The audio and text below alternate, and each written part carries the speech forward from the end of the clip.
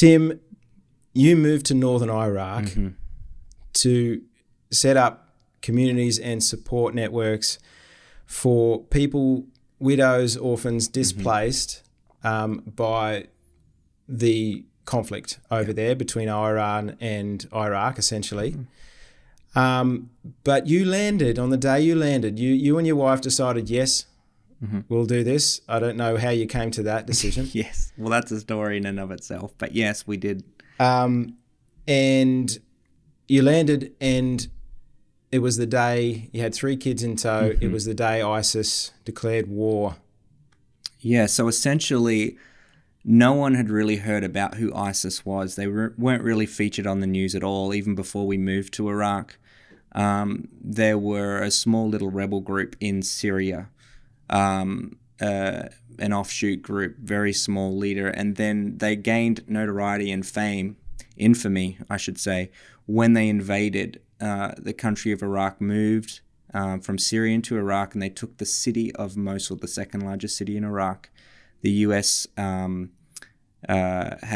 had trained up a lot of the local Iraqi police and provided them with all these weapons. Well, all those weapons just got left behind, all the Humvees, US-made Humvees, and suddenly they had inherited the second largest city with all these advanced weaponry, and that became extremely powerful overnight. Well, the same day that they did that was the very same day that we landed in an airport about 35 miles from this city. So you're like, okay, that's a mistake. Let's well, get the flight out. we kind of we drove 2 hours to the border of Iran, so about 50 miles from Iran, which is the town that we lived in, and it was a mountainous area. But we didn't really know what had happened until the next day we woke up and heard the news, and it was like, oh wow, this is interesting.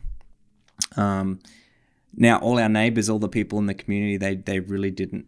They were not as afraid as you'd think that they would be. I mean, again, we're talking about countries that perpetually live with war and these kinds of events. And so, yeah, it was definitely a lot happened in a very short period of time. And what we thought we were going there for was to work, like you said, with widowed and orphaned and at-risk communities from displacement from war. Suddenly we had 1.5 million refugees flooding into our region where we were living, and it turned into basically emergency crisis humanitarian refugee work for the next, close to 4 years.